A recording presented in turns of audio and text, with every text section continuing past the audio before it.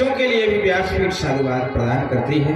जो भी यहाँ पर तत्व समाज बैठी है उनको भी व्यासपीठ साधुवाद प्रदान करती है।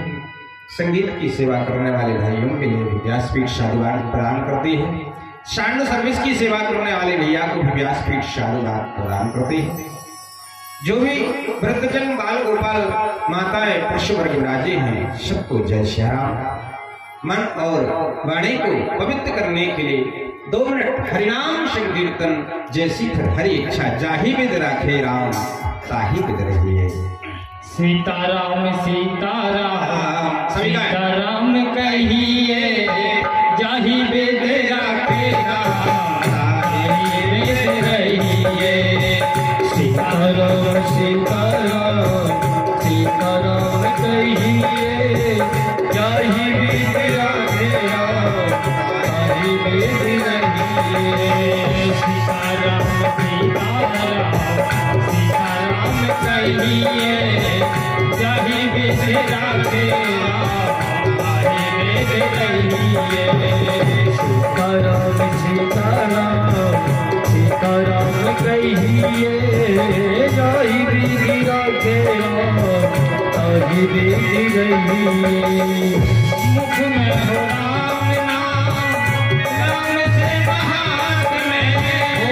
मुख में हो राम नाम नाम से बहार में। कुंवर के अनहद राम तेरे साथ में। कुंवर के अनहद प्यारे राम तेरे साथ में। विधि का सिधार जाए खाने लाभ सही है जाहि विद राखे राम ताहि विद रहिए। सीताराम सीताराम सीताराम कहिए जाहि विद राखे राम ताहि विद रहिए। सीताराम सीताराम सीताराम कहिए जाहि विद राखे राम ताहि विद रहिए। सीताराम सीताराम सीताराम कहिए जाहि विद राखे राम ताहि विद रहिए। किया अभिमान तो फिर मान नहीं पाएगा। किया अभिमान तो फिर मान नहीं पाएगा। होगा प्यारे वही जो श्री राम जी को पाएगा। होगा प्यारे वही जो श्री राम जी को पाएगा। भले आशा त्याग सो काम करत रहिए जाहि विद राखे राम ताहि विद रहिए। सीताराम सीताराम सीताराम कहिए जाहि विद राखे राम ताहि विद रहिए।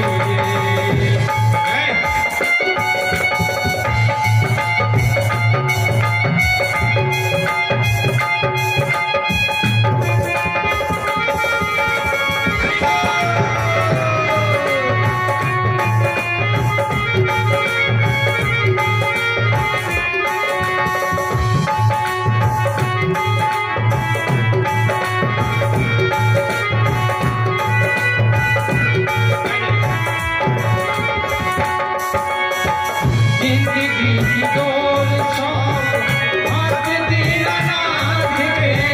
जिंदगी की डोर सो हाथ दीनानाथ के। महलों में राखे चाहे झोपड़ी में बास दे। महलों में राखे चाहे झोपड़ी में बास दे। धन्यवाद मेरे वाले राम राम कहिए जाहि विद राखे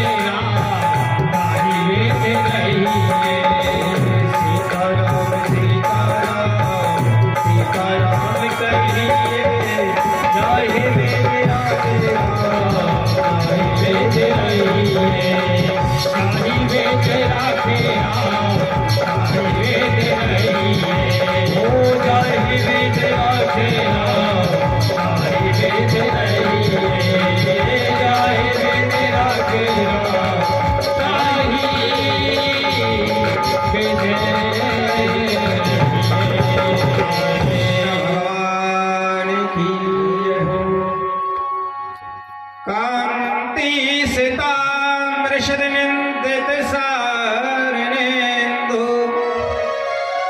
यत्रैकतो विलसितामसितांग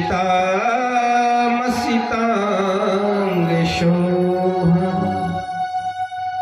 वृंदावने विकृत्या मुनिगांग संगम राधा मुकुंद योगिनम तदहं नमामि।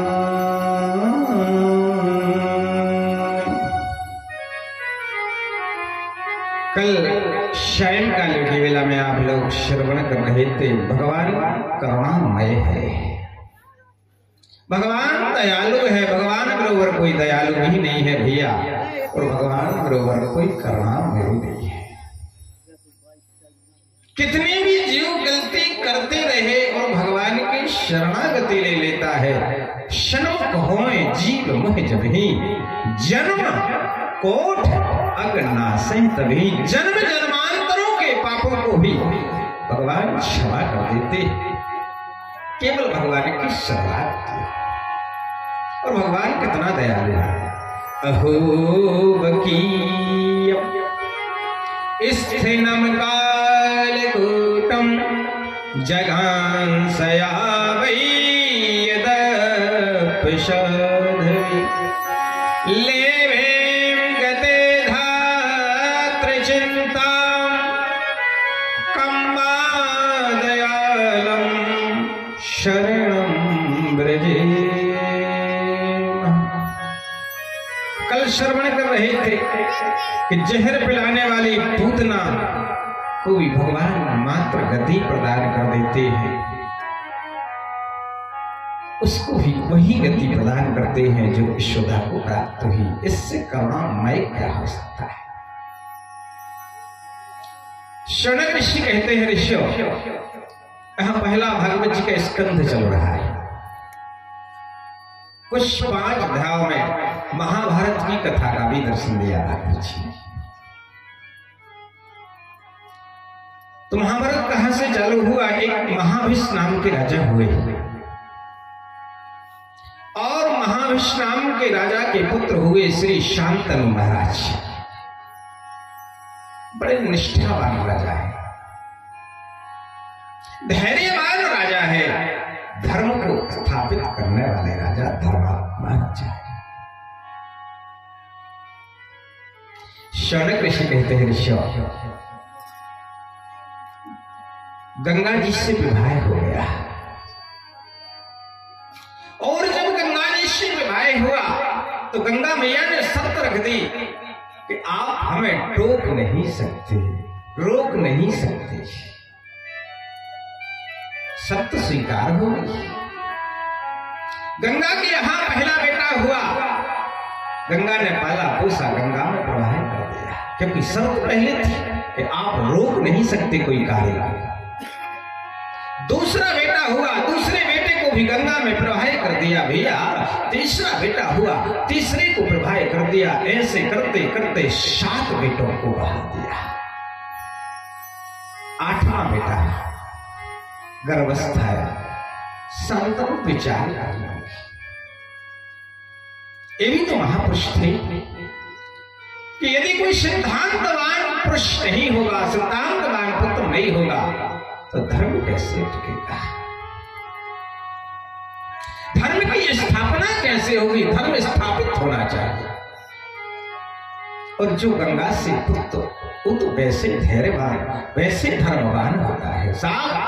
जिस गंगा के तट पर भगवान राम पधारे, जिस गंगा के तट पर भरत भैया जैसे महामुनि पधारे, वो तो सकल को तारने वाली होती है। और गंगा तो भगवान का चरणामृत है साहब, स्वयं करती है, 3 लोगों को कोई तार करके पूर्ण करती है। जो मनोकामना लेकर के, जो सिद्धता लेकर के गंगा के तट पर पहुंचता है मेरे भाई बहन, वह गंगा उसकी इच्छा पूर्ण करती। जिस भाव से आप जाओगे गंगा उस भाव की पूर्ति को पूरी करती, मां तो मां होती है सब। 8वां बेटा हुआ, रोक दिया। गंगा ने कहा महाराज मैंने पहले ही शर्त दी कि जिस दिन रोक दोगे उसी दिन हम आपको छोड़ करके चले जाएंगे, लेकिन तुमने रोका है बेटा के लिए, तो बेटा तो जरूर आपको प्राप्त होगा। पाला पोसा तैयार किया, बड़ा किया और गंगा ने शांतनु को समर्पित कर दिया। अब शांतनु बिना पत्नी के उदास रहने लगे भैया। उदास रहते रहते एक दिन गंगा जी के तट पर गए और जैसे गंगा के तट पर पहुंचे, मन उदास था। एक मछुआरी कन्या को देखा, मन मोहित हो गया और मन जब मोहित हुआ मन ही मन में बसा लिया। धीरे धीरे शरीर सूख, क्योंकि धर्मात्मा थे, डायरेक्ट तो कह नहीं सकते थे, सूखने लगे। शरीर जब सूखने लगा मंत्री मुड़े से मालूम चला महाराज भीष्म के लिए सब देवव्रत के, इस बेटे का नाम देवव्रत था, देवव्रत संदेशा लेके गए हैं और संदेशा था कि आप अपनी कन्या का विवाह हमारे पिताजी से कर दीजिए।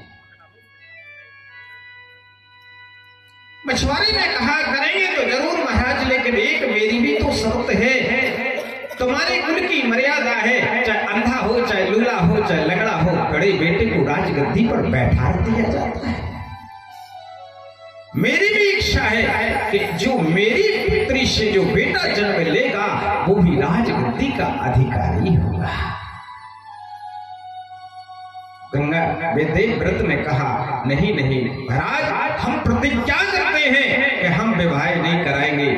मछुआरा बोला हमें जानते हैं आप विवाह नहीं कराएंगे, लेकिन किसी दूसरी पार्टी पर लग करके आप उसको विजय श्री प्राप्त करा देंगे। उसी समय गंगा देवव्रत ने गंगा जल लिया हाथ में, सूर्य को साक्षी मान करके, देवताओं को साक्षी मान करके, और कहा मैं ये प्रतिज्ञा करता हूं कि जीवन पर्यंत बाल ब्रह्मचारी ही होगा।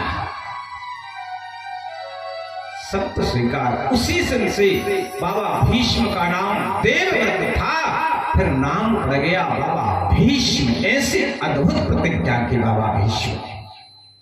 समय हुआ, विवाह संपन्न हुआ और संपन्न होने सत्यवती के दो पुत्र हुए। एक का नाम हुआ चित्रांगद और एक का नाम हुआ विचित्र। एक को निसंतान मारा गया और एक से आगे संतान की उत्पत्ति होती है। शौनक ऋषि कहते हैं राजन, इसी में एक काशीराज से अम्बा अंबिका, ये 3 पुत्रियों का जन्म होता है। व्यास जी के द्वारा ही उनको भी आगे ज्ञान के अनुमोदन की प्राप्ति होती है। पांडव आदियों की कथा का दर्शन प्रदान दिया। शौनक ऋषि कहना चाहते हैं पूरा महाभारत नहीं सुनना चाहते हैं, क्योंकि यदि महाभारत को गायन करने लग जाए भाई तो भागवत नहीं हो पाई। 5 अध्याय में मात्र दर्शन दिया है। देखिए, जो विपत्ति में आपका साथ दे, 17वें दिन के युद्ध पर चले, जो विपत्ति में आपका साथ दे वही सबसे बड़ा मित्र होता है, वही सबसे बड़ा गुरु होता है। जो विपत्ति में आपका साथ दे और जिसको परमात्मा बचाना चाहे, साहब परमात्मा बचा भी तो लेते हैं। राग की भक्ति का निकार किया, राग वही गाए, भजन वही करे, रूप का वही दर्शन करे जिसमें भगवान समावित हो।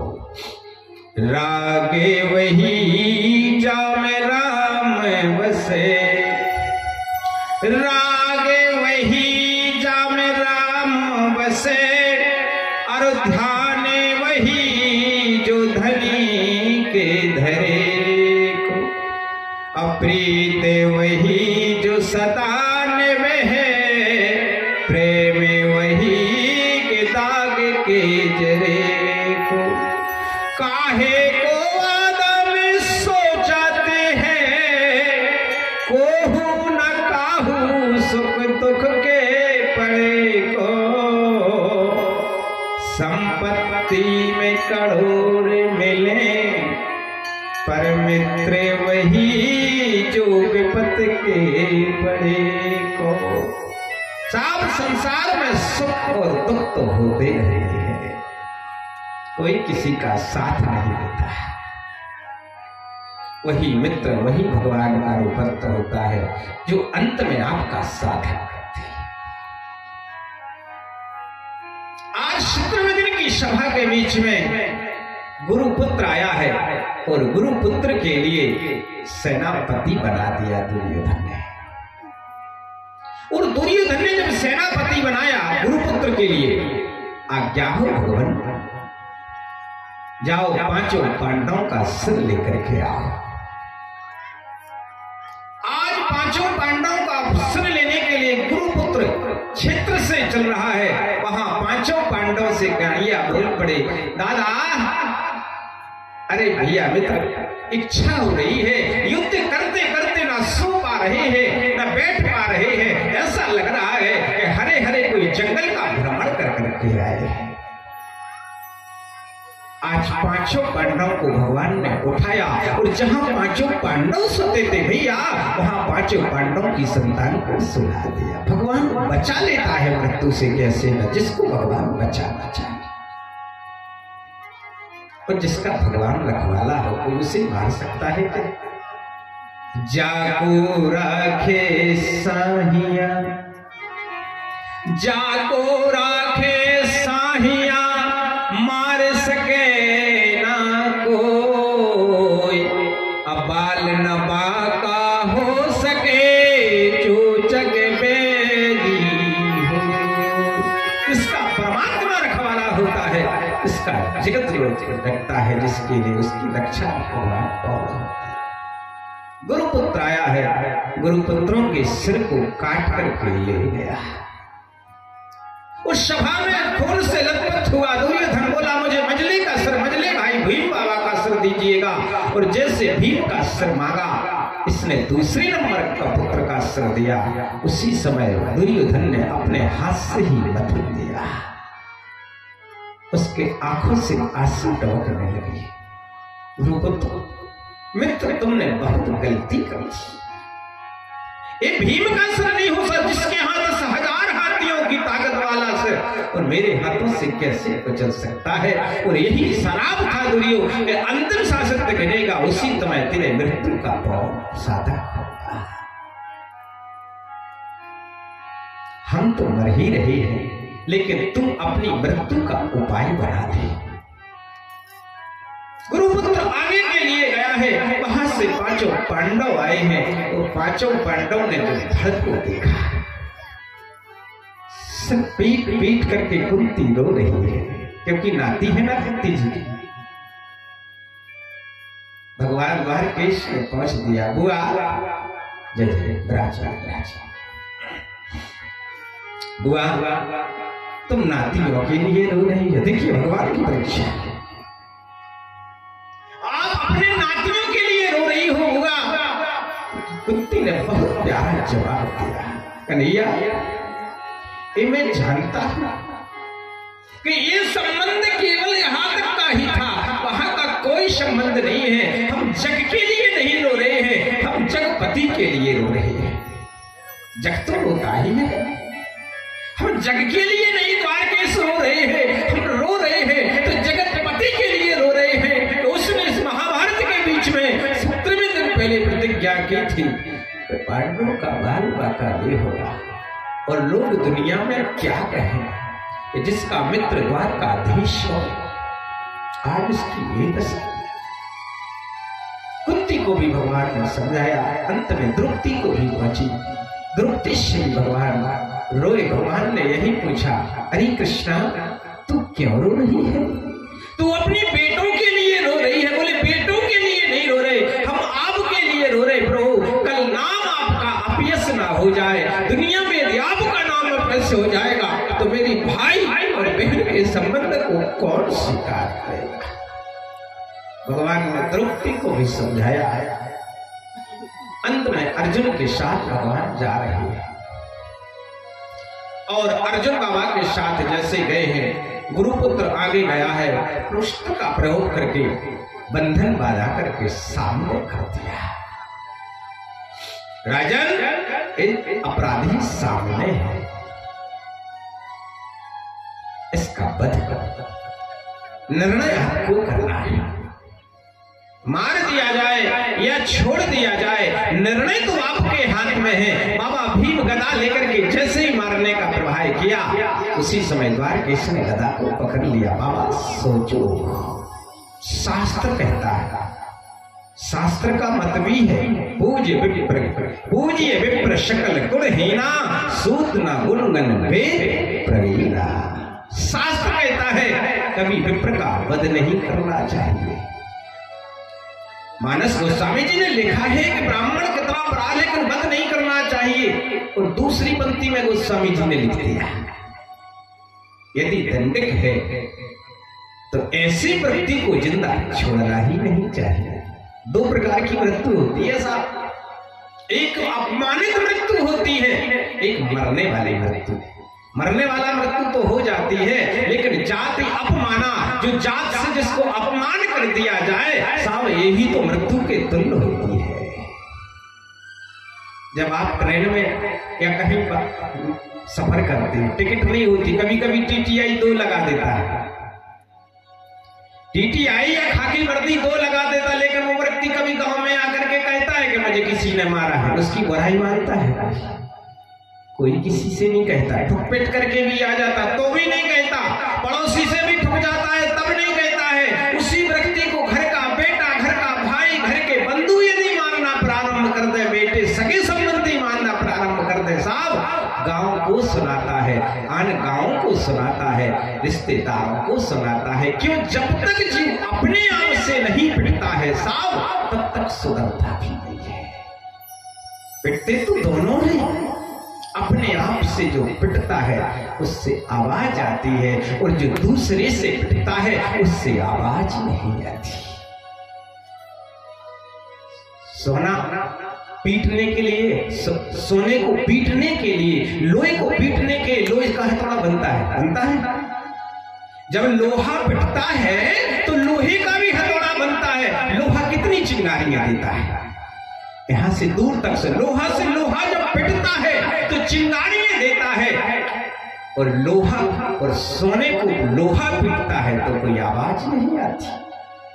पिटता तो सोना भी है, पिटता है, लोहा भी पिटता है, लेकिन सोने को पीटने के लिए लोहे का हथौड़ा बनता है, और लोहे को पीटने के लिए लोहे का ही हथौड़ा बनता है। जो आदमी, समझने की बात है, जो आदमी अपने आप से पिटता है उसमें आवाज कम आती है, और जो दूसरे से चिंगारियों के रूप में आवाज प्रदान हो, जो अपने आप से पूर्ण होता है साहब, उसमें आवाज गलती, एक दूसरे को सुनाता है, ये ऐसा किया, इसने ऐसा किया, मेरे बेटे ने मुझे मारा, मैंने सब कुछ उसको दिया, एक दूसरे के लिए साफ सुनाता है। और जब वही दूसरे से पिटता है तो कोई आवाज नहीं आती। जैसे सोना भी पिटता, सोने के लिए सोने का हथौड़ा बनता है। शौनक ऋषि कहना चाहते हैं, इसलिए सबसे बड़ा अपमान यदि है, मृत्यु के तुल्य है, तो गोस्वामी जी ने लिखा है जाति अपमाना, अपमान कर दीजिए ऐसे व्यक्ति का। कोई धनवान व्यक्ति हो, उच्च कोटि का हो, बड़ा पदस्थ हो, चार में प्रतिष्ठा, मान और सम्मान हो, ऐसे व्यक्ति का अपमान करना ही मृत्यु के तुल्य होता है। उसको सभा से निकाल दिया जाए, उसका अपमान कर दिया जाए, तो मृत्यु के तुल्य ही तो होता है। युधिष्ठिर सामने खड़े, लेकिन इसका निर्णय नहीं कर पाए। अर्जुन, तूने गीता शास्त्र को पढ़ा है, इसका निर्णय तुझे करना पड़ेगा। अर्जुन ने, गांडीवधारी अर्जुन ने अपना धनुष उठाया और बाण पर संहार करते हुए आधे बाल के लिए काटा, आधी मूंछ के लिए काट करके चारों सभाओं से धक्का मार करके नीचे निकाल दिया। ये मृत्यु के तुल्य का दंड हो गया। लेकिन जो ऐसे व्यक्ति होते हैं साहब, वो अपमान होने के बाद में भी किसी का अच्छा नहीं सोचते हैं। अंतिम समय की वेला में भी लोग दिन सारी जिंदगी तो करते रहे, लेकिन कम से कम अंत में तो किसी का भला करे। लेकिन ऐसा दुष्ट व्यक्ति, उसने उसी समय ब्रह्म तेज को छोड़ दिया। उसको मालूम था कि उत्तरा के गर्भ में ऐसा जीव पल रहा है और यदि ये जीव मर जाएगा तो यहाँ से वंश विनाश हो जाएगा, द्वारकाधीश की जय जय समाप्त हो जाएगी। ब्रह्म शस्त्र को छोड़ा। भागवत जी में लिखा है, कथा सुन रहे थे, एक मुनि की तो पुत्र वधू है जिसने बाबा भीष्म की आस करी, पतियों की आस करी, लेकिन उन्हीं की ये पुत्र वधू है साहब, इसने किसी की आस नहीं करी। कोई किसी की इच्छा नहीं कर रही कि मुझे कोई बचाए, मेरा पति बचाए, बाबा बचाए, पर बाबा कोई ना बचाए। और जैसे ब्रह्म तेज लगा उत्तरा के गर्भ में, शौनक ऋषि कहते उसने हाथ उठा दिए और हाथ उठा करके एक ही मंत्र का गायन किया, श्री कृष्ण गोविंद हरे मुरारी, हे नाथ नारायण वासुदेव, हे गोविंद, हे माधव, इस दासी की कृपा आप ही कर, मेरा है ही कौन। आंखों से आंसू की झड़ी लगा दी और आंखों के आंसू की झड़ी को देख करके द्वारकाधीश को टेम नहीं लगा। द्वारकाधीश लिखा है भागवत जी में, गरुड़ से कहने लगे, गरुड़ तुम चल नहीं पा रहे हो, मेरी भक्तन मुझे बुला रही है। गरुड़ से भी ज्यादा तेज दौड़ करके द्वारकाधीश आए और कुंती के सामने खड़े हो गए। लिखा है भागवत जी में कि भगवान यशोदा के गर्भ में गए हो, भगवान देवकी के गर्भ में गए हो, इसकी कोई, कौशल्या के गर्भ में गए इसकी कोई गारंटी नहीं, लेकिन महाभारत सर्ग में लिखा है कि भगवान उत्तरा के गर्भ में बताया एक अंगुष्ठ के लिए भगवान ने उसी गर्भ में रक्षा करी है। बाबा द्वारकाधीश शौनक ऋषि कहते हैं, एक सज्जन थे, सज्जन एक दिन अनायास भगवान का भजन करने लगे और भगवान का भजन करते करते 3 महीने भजन किए और 3 महीने भजन से भगवान बहुत भावन प्रसन्न हो गए। और जब भगवान प्रसन्न हुए तो कलियुगी भक्त था, वरम वरदान इसने सोची भगवान प्रसन्न, नहीं भगवान वरदान की कोई इच्छा नहीं है, केवल आपका दर्शन मिल गया, मुझे तो यही सब कुछ है। भगवान बोले, वो बड़ा परमार्थी दिख रहा है, नहीं कुछ मांगना पड़ेगा, भगवान का भजन किया है। बोले कुछ नहीं चाहिए। भगवान बोले जब कुछ नहीं मांगेगा तो भगवान है, हम भूत भावन है, हम उससे बिना मांगे देती है। भगवान ने एक घंटा दे दिया और घंटा दे करके कहा, जाओ भक्तराम, तुम परमार्थी दिख रहे हो, इस घंटे का फल ये होगा कि तुमको 1 रुपया मिलेगा तो पड़ोसी को 2 रुपया मिलेगा। विचार करने लगा, भजन मैंने किया, घंटा मुझे मिला, सो पड़ोसी भोगेगा। विचार करने लगा कि घंटा नहीं बजाना है, बेचारा मजदूरी करने चाहे बाहर चला गया। 2-4-8 दिन के बाद पत्नी भूखी थी और जैसे भूख के द्रव्य से होकर के घर की लीपा पोती कर रही थी, उसी समय हाथ में घंटा आ गया। घंटा तो घर पे था और मन में इच्छा हुई, यार यदि 56 प्रकार के भोजन होते जैसे पहले तो बड़ा आनंद आता। वो तो घंटा का प्रभाव था साहब, तत्काल 56 प्रकार की थाली आ गई। इनके यहाँ 1 थाली, पड़ोसियों गांव भर में 2-2 थाली। गांव भरे कहने लगे, भैया जो कौन सी चमत्कार हो गया। धीरे धीरे पता चला कि ये तो सेठानी जी के हाथ काम पता चला है, चमत्कार हुआ है। गांव वाले सब पहुंचे, बुजुर्ग, देखो सेठानी जी इतना ही घर टूटो सो रहेगा, कम से कम 1 आधी मंजिल तो बनाई नहीं। इनने सुबह नहाया धोया, घंटा से प्रार्थना करिए, घंटा भगवान हमारा 1 मंजिल मकान बने। इनका 1 मंजिल बना, साहब पड़ोसी के 2-2 मंजिल, गांव भर 2-2 मंजिल का पूरा हो गया। जब ये हो जाए ना तो ये भी होता है साहब। हाँ, जब सब कुछ संपन्न हो गए, गांव वालों ने विचार किया, जब पैसा धन हो जाता है ना तो इच्छा होने लगी, कभी बद्रीनाथ चलेंगे, कभी केदारनाथ चले, कभी हरिद्वार चले, कभी प्रयागराज चले। सबकी इच्छा हुई, भैया हरिद्वार का कुंभ चल रहा है, अब कुंभ को तो जाना है, लेकिन सब जानत भीड़ कैसी हो, स्टेशनों से चालू हो जा जो गए होंगे। गांव वाले बोले, देखो सेठानी जी इतनी भीड़ है, रिजर्वेशन मिल नहीं रहा है, ऐसा करो तुम 1 बस ने खरीद ली। सेठा जी ने घंटा भगवान से प्रार्थना करी, हे घंटा भगवान हमारा एक बस आ जाए, इनके एक बस आई, सब गाँव वालों के दो दो बस अब तो एक एक दो दो आदमी बैठ के हरिद्वार के लिए प्रस्थान हो गए। और जैसे ही हरिद्वार के लिए जाने के लिए तैयार 10-50-100 किलोमीटर बढ़े, शाम हो गई। और जैसे ही शाम हुई लोगों की नजर पड़ी कि सेठ दादा तो तसला पटक रहे।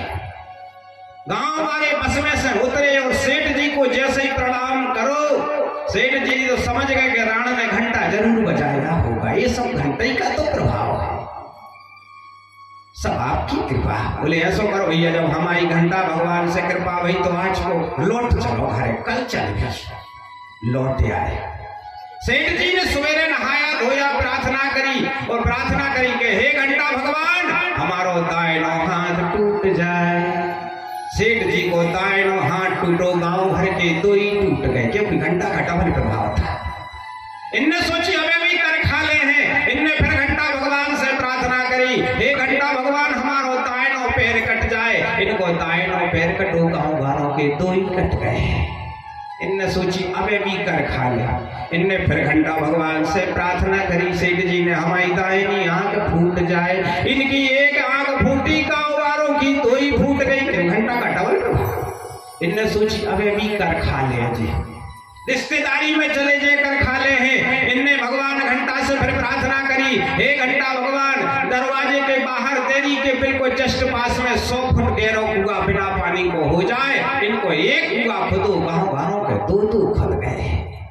अब माए से पिंडूला से घुड़कर ताड़ा धड़ाम धड़ाम करते हुए सब पूरा गांव संपट स्वाहा हो गया। उसी समय भगवान प्रकट हो गए। मूर्ख, हमने तो सोचा था तू परमार्थ करेगा, परमार्थ के लिए मैंने घंटा दिया और तूने गांव का ही विनाश कर दिया। तो भगवान कहना चाहते हैं महाभारत में, गुरुपुत्र तुझे ब्रह्मा जी कह रहे हैं, मैंने तुझे ब्रह्म शस्त्र चलाने को नहीं दिया था, इसलिए दिया था जब देश पर विपत्ति काल आ जाए उस समय शस्त्र का उपयोग करना। और तूने एक अनजान स्त्री पर एक बालक के संहार के लिए ब्रह्म तेज का उपयोग कर दिया। इसलिए कभी दुष्ट व्यक्ति अपनी दुष्टता को नहीं छोड़ता है। तो अंत में भगवान ने गर्भ की रक्षा करी है। सूजी भगवान कहते महाभारत पूरा होगा। अब भगवान कहना चाहते हैं कि अब हम जा रहे हैं। और जाने की बात जब कुंती माँ ने सुनी और कुंती जी ने जब बात को सुनी, कुंती भगवान के सामने आ गई और कुंती जी सामने खड़े हैं, भगवान से प्रार्थना कर रही है। कुंती यही कह रही है, गोविंद ये अखियां तो केवल आपके दर्शन की,